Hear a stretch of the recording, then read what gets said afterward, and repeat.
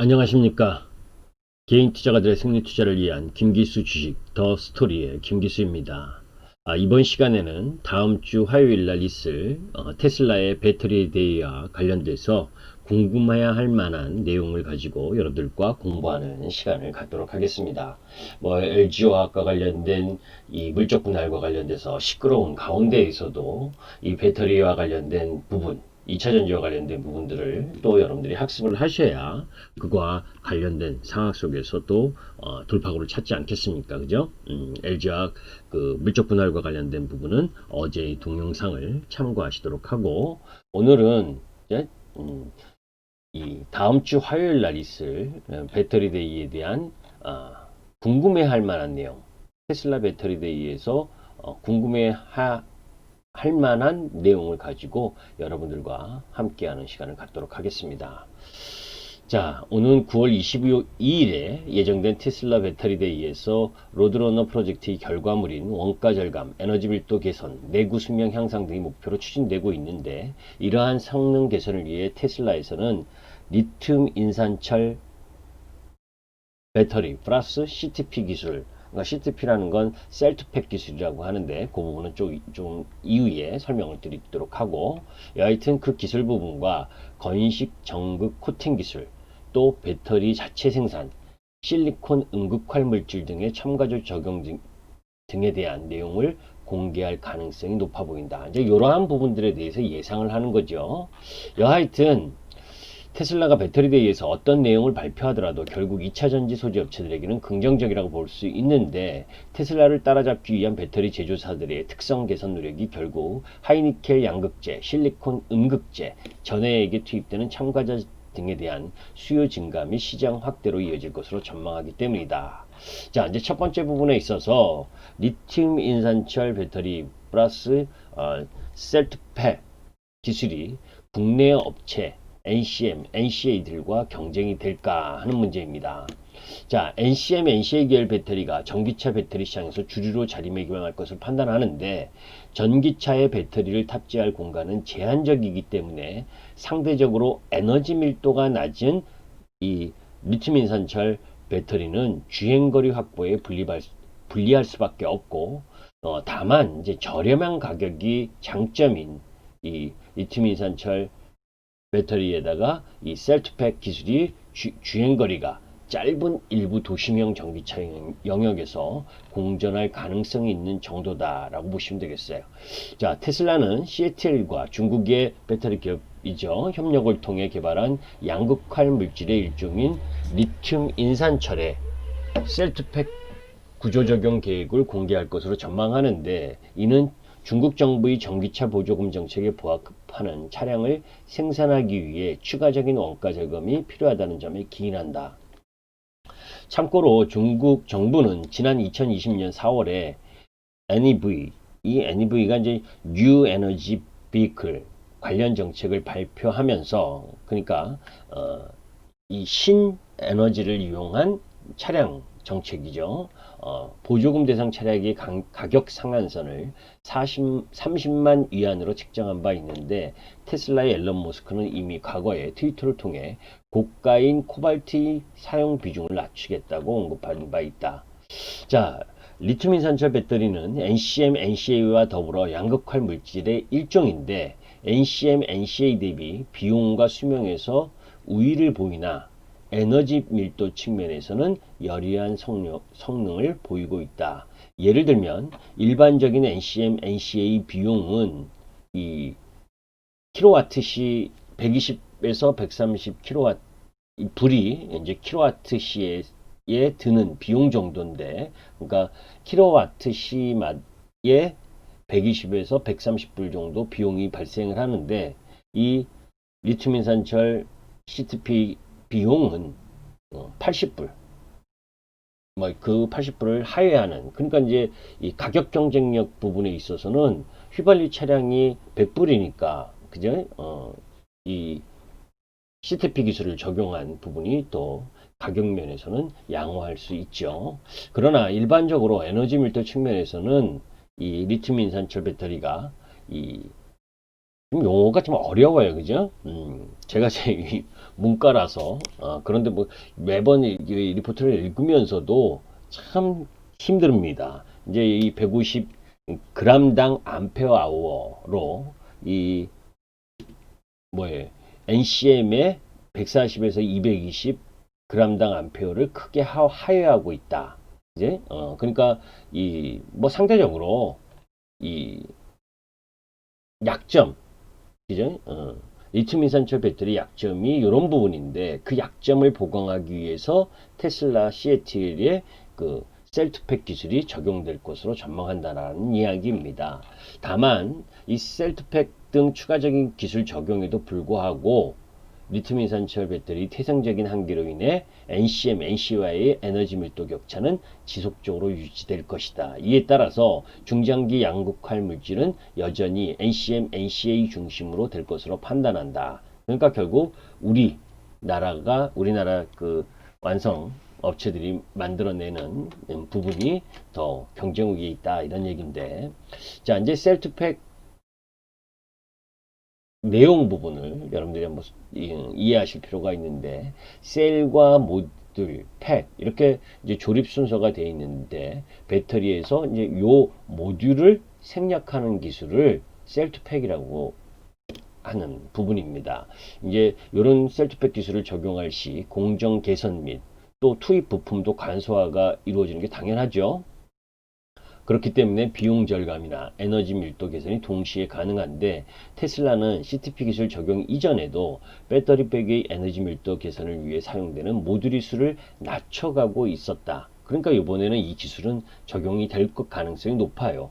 실제로 지난 테슬라 모델 3에 적용된 배터리 팩에는 16개 모듈이 사용된 반면에 모델 3에는 4개,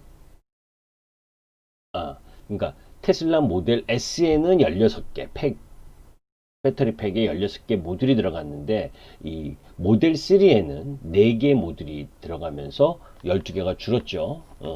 이 CATL에 따르면 이 셀투팩 기술을 적용할 시 에너지 밀도가 10에서 15% 개선되고 배터리 부피 5에서 20% 축소, 사용되는 부품 수가 40% 감소한다. 뭐 이런 비용 절감이나 이런 부분들에서도 양호하겠죠, 그죠? 자, 뭐 여러분들은 이런 내용들, 양극할 물질 종류별 구조 및 특성, 비용, 뭐 요거는 여러분들이 이 시간상 여러분들이 한번 읽어보시고 뭐 이건 다 아실 내용이라고 보는데, 뭐 그 용어 자체가 뭐 이 뭐죠? 우리가 가장 일반적으로 이야기하는 게 이제 NCA, 이게 니켈, 코발트, 알루미늄, 그죠? NCA 배터리의 가장 큰 장점은 배터리 밀도가 높다는 것인데, 그죠? 또한 알루미늄을 사용해서 출력을 높임으로써 배터리 효율성을 끌어올린 모델이다. 국내에서는 삼성 SDI가 이 NCA 배터리를 주력으로 하고 있고, 테슬라 S 모델에 들어가는 배터리인 만큼 주목하고 있는 부분인데, 니켈 함량이 80% 이상이므로 상대적으로 높은 에너지 밀도를 달성하는 것이 장점이다 라고 보시면 돼요. 하지만 이제 니켈이 치명적인 단점이 순간적으로 강한 에너지를 내지만 그만큼 이제 불안정하다는 게 좀 단점이죠. 따라서 이제 망간과 코발트 함량이 더욱이 적은 NCA 배터리는 안정성에서 리스크가 있다. 뭐 이런 이야기도 있습니다. 저 이제 요 옆에 NCM이죠. NCM은 니켈, 코발트, 망간. 그죠? 이 니켈 계열의 이제 3원계 배터리 모델인데 NCA와 마찬가지로 최근에 이제 LG화학이나 SK이노베이션이 이제 NCM 811 모델이 이슈가 되면서 관심 모아지고 있고, 숫자에서 나타났듯이 이제 우리가 NCM 811 뭐 이런 거 들어보셨을 거예요. 그러면 이제 그 앞에 그죠? N이 뭐예요? 니켈, 코발트, 망간 그 비율이 80%, 10%, 10%다. 뭐 이런 뜻이에요. 그런 부분이 있고, 또 리튬 인산철, 그죠? 요 맨 마지막에 요 부분이 이제 니켈이 들어가지 않는 이원계 배터리 모델로서 중국 배터리 업체들이 주력하고 있는 모델이죠. 니켈이 들어가지 않았음으로 인해서 안정성에서는 우수함을 가지고 있는데, 그리고 이제 코발트도 사용하지 않으니까 상대적으로 저렴한 가격에 생산할 수 있는 장점이 있죠. 그런데 에너지 밀도가 낮기 때문에 주행거리가 짧다는 단점이 있다. 따라서 에너지 밀도 문제를 극복하기 위해서 부피를 크게 만들기도 하는데, 이는 이제 무게를 증가시킴으로써 또 다른 문제점을 발생시킨다.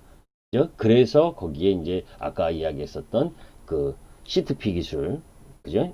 셀트팩 기술을 적용하려고 하는 부분이 이제 이번 테슬라의 배터리 데이에서 나올 가능성이 높다라는 이야기입니다. 그리고 이제 맨 처음 이 리튬 코발트 산화물과 관련된 부분, 이 부분인데 이제 이건 리튬 배터리의 원조격인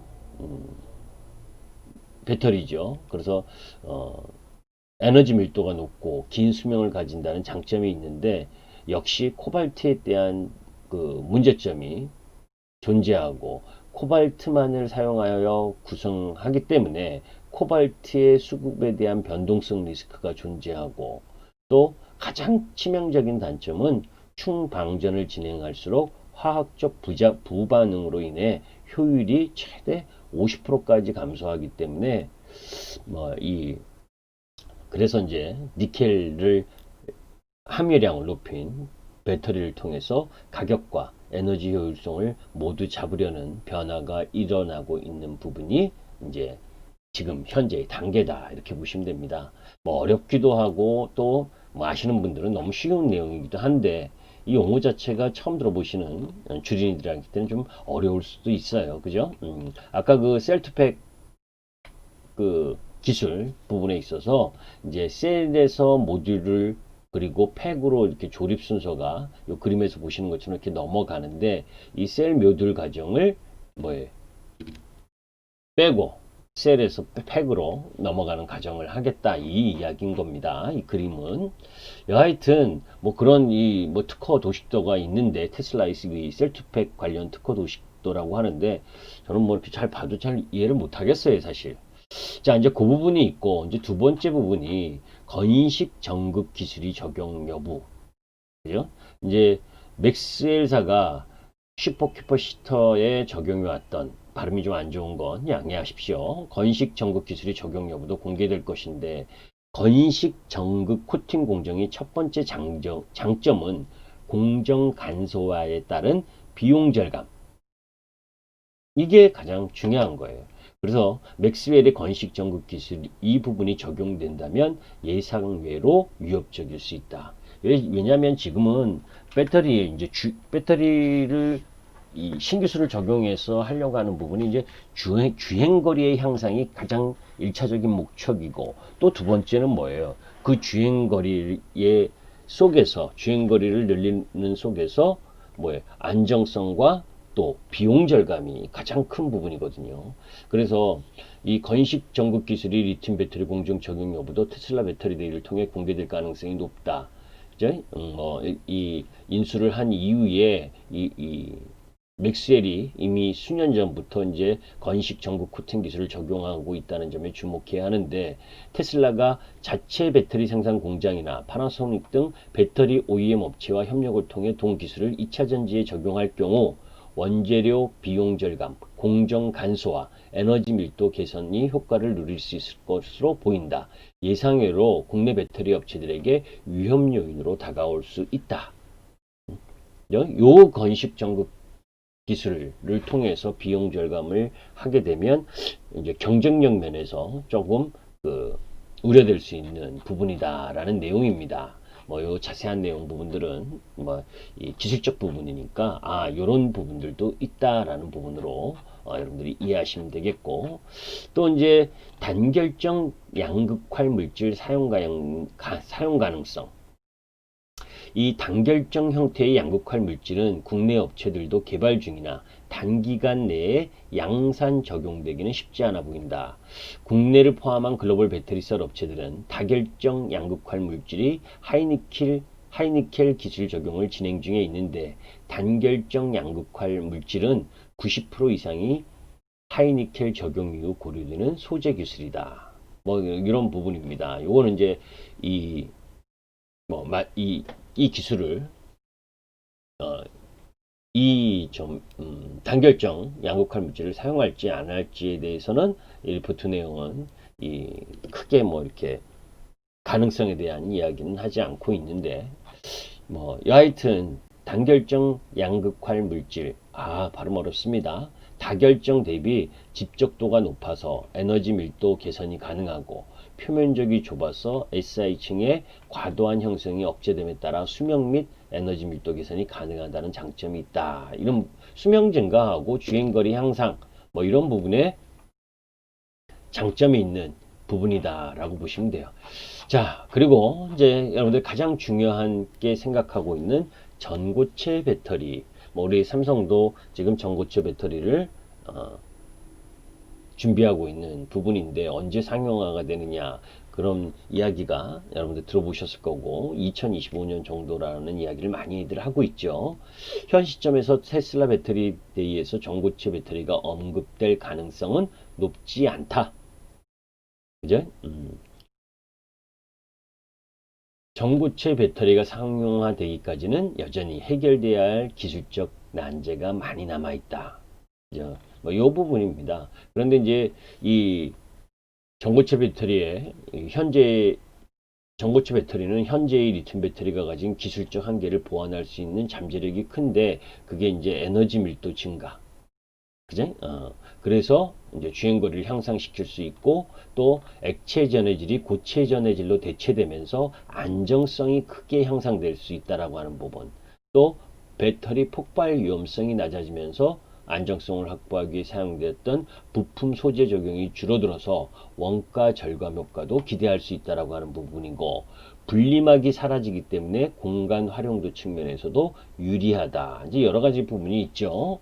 그래서 이제 이 전고체 배터리가 기술 개발이 돼서 상용화가 되면 이제 분리막 관련 기업들은 좀 별 볼 일 없어질 수 있다라고 하는 걸 염두에 둬야 되고, 자 이제 다만 전고체 배터리 상용화를 위해서는 기술적인 측면에서 크게 세 가지 소재 변화가 뒷받침돼야 하는데 반대로 생각하면 다음과 같은 연구 개발이 이 결과물이 의미 있는 성과를 거둬 대량 양산에 적용 가능한 수준에 이를 정도로 구체화되어야 전고체 배터리 양산 시기를 논할 수 있다는 의미이다라는 부분입니다. 그러니까 전체적으로 보게 되면 전고체 배터리는 여기서는 2027년에서 2030년경으로 전망되는데 일본이나 삼성 이런 이야기가 나오는 걸 보면 2025년 이후라는 이야기를 많이 하기 때문에 빠르면 2025년 정도가 될 수가 있죠. 특히 일본 같은 경우에는 이 소형 전고체 배터리에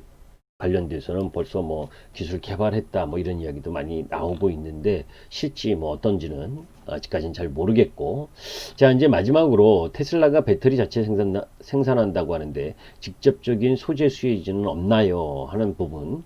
아직 단정 지을 수는 없지만 전해질 및 전해액 첨가제를 생산하는 이제 첨보의 수혜 가능성에 주목할 필요가 있다라는 이야기가 있습니다.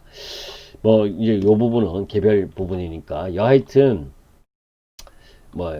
테슬라가 지난 2019년 10월에 배터리 조립 자동화 설비 업체인 캐나다의 하이바 시스템스를 인수하였다는 점도 배터리 내재화 가능성을 높이는 요인이고, 또 그러한 가운데에서 이 최근 이 테슬라가 2, 4분기 실적 발표를 하면서 미국 텍사스 오스틴 지역의 테슬라 기가팩토리 5, 그죠? 요거를 이야기했는데 베를린 기가팩토리 4 대비 면적이 3배이다. 그죠? 결국은 이제 이 독일 베를린 먼저 지은 독일 기가팩토리 공장에서 배터리 자체 생산을 성공적으로 이뤄낸다면 규모가 더욱 커질 기가팩토리 5 등에서도 배터리 생산 가능성이 확대되고 그러면 이제 내재화 가능성도 있다는 건데, 그래서 지금 요 보면 테슬라의 공장별 생산 능력 현황 이런 부분 보시면 앞으로 테슬라가 내재화할 가능성도 크다라고 보면 돼요. 그런데 내재화라고 하는 부분이 그죠? 한 번도 경험 없이 없는 제조회사가 우리가 뭐 슈퍼마켓에서 아이스크림 사는 것도 아니고, 그죠? 상당한 시행착오를 거쳐야 되고, 그것에 대한 이 안정성, 그지?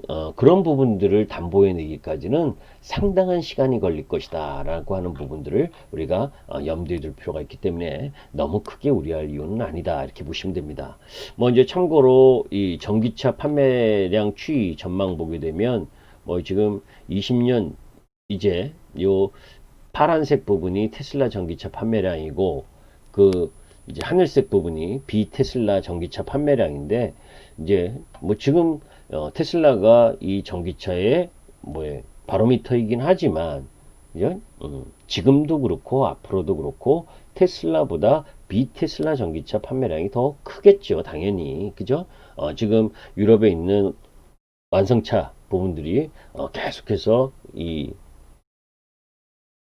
전기차를 개발해서 시판하려고 하고 있고, 우리나라 이제 현대차도 마찬가지고, 이제 그런 부분들, 그리고 또 그래서 전기차 배터리 수요 추이도 역시 뭐에 이렇게 증가하는 부분이고, 자 이제 실리콘 응급제 시장 규모 전망치 비테슬라 기준으로 보게 되면 뭐 엄청나죠, 그죠? 앞으로 증가할 부분, 그러니까 이만큼 성장성이 크다는 겁니다. 그죠? 또 그리고 이제 테슬라의 실리콘 응급할 물질 등 첨가제 적용 가능성 뭐 이런 부분의 이야기가 있는데, 그죠? 요 부분도 이제 발표가 돼봐야 알 부분인데, 여하튼 이러한 부분들 속에서 뭐 우리 쪽 부분에서 조금 이제 그 영향, 그죠? 요런 부분들에서 각광받을 수 있는 기업, 그래서 이제 나노 신소재가 이 음극용 CNT를 모두 생산하고 있고, LG화학은 양극용 CNT만 내자에 생산하고 있는데, 그래서 나노 신소재가 많이 올라와서 지금은 기간 조정이 좀 있는 측면이다 이렇게 보시면 됩니다. 자, 너무 많은 내용이네요, 그죠? 그래서 이제 주행거리나 관련된 부분, 뭐 그 가격, 배터리팩 가격, 뭐 이런 부분들이 있는데, 오늘은 이제 그거보다는 뭐 관련 기업들 해서 전해질의 이제 첨보라든지 이런 종목들도 여러분들이 좀 아실 필요가 있고, 그죠? 첨보의 전기차용 핵심 전해질 및 전해액 첨가제 현황인데, 이런 부분들을 가지고 있습니다. 그래서 이 첨보의 주가가 다른 거에 비해서 각광을 받고 있는 부분이죠. 뭐 요런 부분들도 여러분들이 한번 첨보에 대해서 관심 있으시면 그 회사 관련 리포트를 한번 읽어보시도록 하시고, 자 이제 오늘은 그 내용보다 이제 결론 이 부분을 이야기하기 위해서 지금 뭐 이 리포트 내용을 설명드린 거고, 사실 LG화학, 삼성 SDI, SK이노베이션 배터리 업체들과 2차 전지 소재 업종이 이 9월 22일 배터리데이 요 부분 앞두고 경계심 때문에 지금 계속해서 조정을 보이다가, 그죠?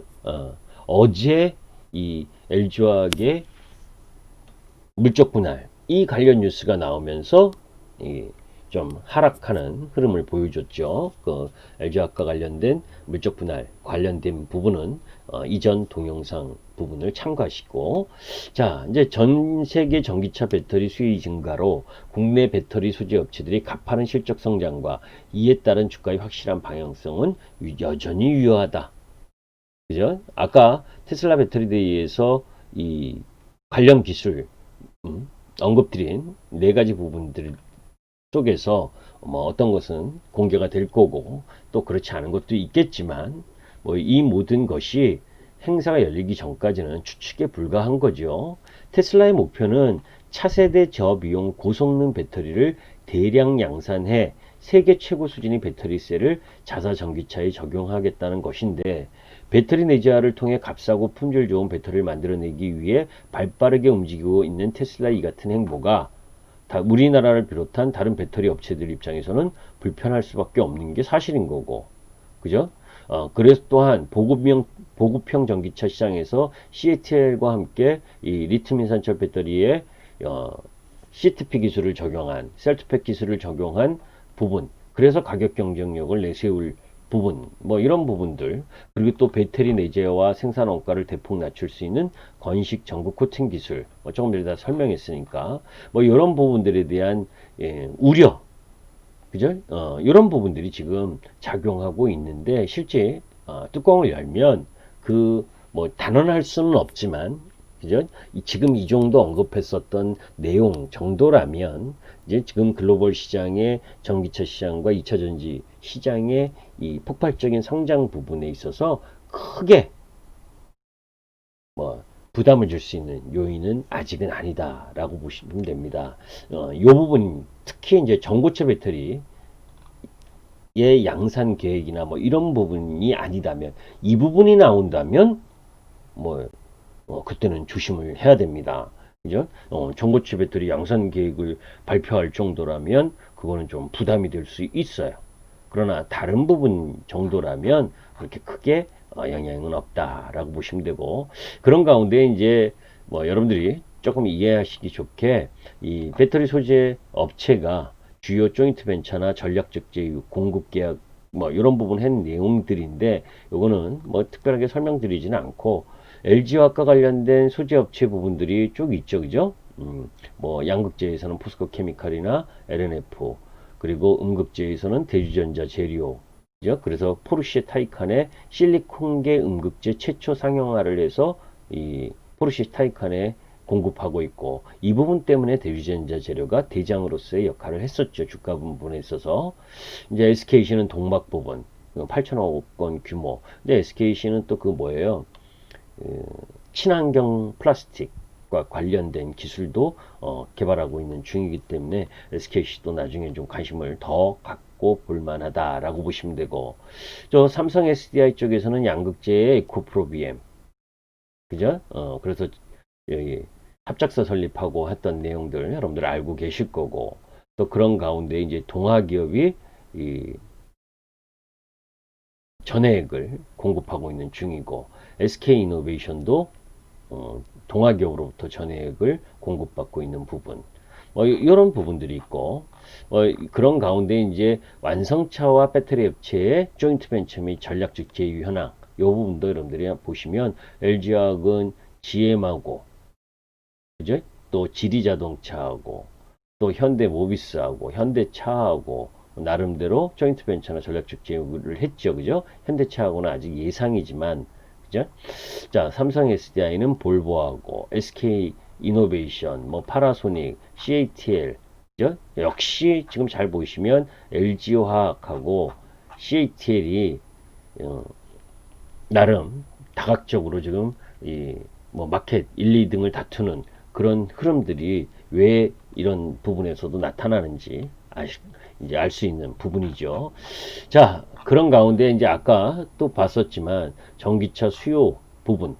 그래서 여러분들께 이제 제가 이 MTN 김기수의 팩트 체크의 방송을 하면서도 여러분들께 이 기술 침투율과 관련된 내용, 그죠? 어떤 산업이 변화하고 성장하는 데 있어서 기술의 침투율이 이제 10%대 올라가면 한 번 조정, 20%대 올라가면 또 한 번의 조정, 적어도 30%대까지는 조정 보이고 조정 보이면서 우상향하는 것이 산업의 특성이다, 이런 이야기를 했습니다. 참. 그건 과거 이제 동영상 재생 목록에 있어요. 그 이전에 MTN에서 방송한.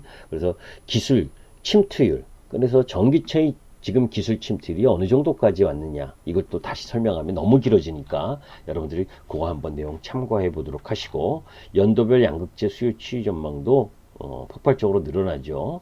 또 음극재도 마찬가지겠고, 뭐 당연한 그런 부분이고, 전해액도 분리막도 당연히 증가할 수밖에 없는 부분이다. 뭐 이런 전체적인 내용. 그러나 주가는 이 스토리 스탁이라고 그러는데, 꿈을 먹는 주식이죠, 그죠? 그런 꿈을 먹는 주식은 가격이 올라가는데, 뭐 지금 풍력 관련주도 마찬가지고, 뭐 5G도 마찬가지고, 지금의 실적으로 평가하기가 쉽지 않은 거죠, 그죠? 왜냐면 퍼나 뭐 PBR이나 뭐 이런 지금 현재 있는 평가 방식으로 평가를 하다가는 앞으로 내년 그리고 그 다음 해에 폭발적으로 성장할 수 있는 부분, 그 부분에 대해서 쉽게 적용하기가 어려운 단계입니다. 그러니까 중간중간 가격 조정이나 이런 부분들이 나오는 거예요. 그러나 산업의 성장 부분이 적어도 정점에 다다르는 그런 시점이 아니라 지금은 초입에서 올라가는 단계이기 때문에 물려도 주도주 섹터에서 물려야 된다는 이야기를 하는 겁니다. 그리고 또 뭐 오늘 그죠? 지금 9월 16일 날 16일인데 죄송합니다. 미국 시장이 조정을 받고 또 오늘 우리 시장도 많이 떨어졌죠. 삼성전자가 2.6% 가까이 떨어졌으니까 뭐 코스피나 코스닥이 많이 떨어졌 부분인데 사실은 미국 시장이 어제 FOMC 회의 한 이후에 파월 의장의 기자회견 이후부터 이제 본격적으로 하락을 하면서 또 나스닥 선물까지 약세를 보인 부분, 이런 부분들이 우리 시장에게 크게 작용을 하면서 오늘 하락을 세게 했습니다. 그런데 저는 이 부분에 있어서 보게 되면 사실은 뭐 FOMC 회의에 대한 그리고 파월의 기자회견 내용 뭐 이런 부분에서 떨어졌다기보다는 그죠? 페이스북과 관련된 반독점 이슈, 그죠? 이 부분이 가장 큰 부분입니다. 7월 말에도 여러분들 애플, 뭐 구글, 페이스북, 뭐 이런 라인 부분, 이런 이 독점 기업들에 대해서 7월 말에도 한번 그 화상 청문회가 있었잖아요, 그죠? 9월 3일에도 또 구글과 관련된 이 반독점 규제 관련 이 이야기가 나왔는데 그러면서 미국 시장이 이 여러 가지 복합적인 제가 이제 지난번에도 말씀드린 것처럼 뭐예요? 이 미국의 서프라이 지수가 좀 주춤한 거 거기다가 이 5차 경기 부양한 부분에 이 부양 규모가 5천억 달러로 작아졌다라고 하는 부분 거기다가 또 뭐예요? 애플과 이 테슬라의 액면 분할로 너무 과도하게 시세를 냈던 부분 거기서 뭐 테슬라의 이 S&P 편입 실패했다는 부분 거기 또 그 속에서 그 상승하는 가운데에서 애플과 아마존 이쪽 부분 특히 아마존은 내부자가 14명이 100만 주를 매도했다라고 하는 부분 뭐 이런 복합적인 부분 거기에다가 그 시점 9월 3일부터 미국 시장이 급락을 할 때 뭐에 나온 이야기가 이 뭡니까 구글에 대한 이 반독점 규제 이 관련된 이야기가 나왔었거든요. 그런데 요번에도 어제도 미국 시장에서 페이스북과 관련된 이야기 이런 부분들이 나왔는데 사실 요 미국 시장의 이런 독점 기업들에 대한 규제 뭐 이런 부분들은 민주당이나 공화당 할 거 없이 서로 뭐에 자기가 개선했다라는 치적을 내세우려고 하는 욕심이 강해요. 그죠? 그래서 뭐에 나름대로 트럼프 지금 대선 11월 3일 이전에 뭔가를 좀 해서 내가 독점 기업들을 어느 정도 뭐 어떻게 했다 이렇게 하려고 하고 있고 또 반대로 바이든은 시간을 좀 끌면서 뭐에 이 대선 지나고 나서 하게 되면 바이든의 치적이 되잖아요. 그죠? 그러니까 그런 그 공통적으로 좋아하는 부분 또 이게 미국 국민들의 정서에도 또 부합하고 이래서 표를 얻기 위한 정치적인 흐름 그 성격이 좀 강하지 않느냐. 그래서 사실 오늘 우리 시장이 여타 뭐 대만이나 중국, 일본보다 조금 더 떨어진 부분도 좀 그런 부분이죠. 미국 시장의 어제 하락이 중요한 게 아니라 나스닥 선물이 뭐 장중에는 뭐 1.9% 2% 가까이 떨어졌잖아요. 그죠? 장 후반부이면 그 정도로 떨어지면서 이 조금 전에 이야기했었던 기술주들에 대한 기술주들의 이 반독점 관련 소송과 관련된 불안감 이런 부분이 한 번 더 미국 시장을 하락시킬 수 있는 요인이다라는 부분에서 외인들이 오늘 장중에 선물을 7,000계약 넘게 매도하다가 장 후반에는 뭐 한 2,400계약 정도로 줄였다라고 보면 뭐 미국 시장이 오늘 하락할 부분, 미국 시장이 오늘 1.5% 이내로 떨어진다면 우리 시장은 충분히 내일 좋은 모습을 보일 가능성이 높다라는 쪽입니다. 그래서 미국 시장이 오늘 1.5% 내외 떨어지는 부분은 충분히 우리 시장이 영향을 먼저 받았다라는 부분인데, 이제 그런 가운데에서도 시세를 막 올라가는 그런 시세로 바라보기가 어려운 게, 여러분들 이제 내일은 금요일이잖아요. 그죠? 금요일이라고 하는 부분 또 다음 주로 넘어가면 다음 주 이후 그 다음 주는 어떻습니까, 여러분들? 추석이죠, 그죠? 그래서 추석 그 긴 연휴를 앞둔 상황에서 다음 주에 시세가 크게 나기가 쉽지가 않다는 거예요. 그런 걸 노리기 때문에 기관놈들이 매도를 지금 주기차게 하고 있는 이유이기도 하다. 그래서 지금은 조금 욕심을 버리고, 그죠? 하락을 하더라도 내 섹터, 내가 보유하고 있는 종목과 섹터가 나름 주도 섹터의 종목들이라면 좀 견딜 필요가 있고, 올라갈 때는 쫓아가지 않는 게 좋은 타이밍이다, 이렇게 보시면 되겠습니다. 조금 헛한 소리 했네요, 그죠? 테슬라 배터리와 관련된 이야기를 하다가 또 시장과 연관돼서 이야기를 했는데 너무 길어서 죄송하고, 혹시 여러분들께 도움이 되셨다면 구독과 좋아요 부탁드립니다. 김기수 주식 더스토리의 김기수였습니다. 감사합니다.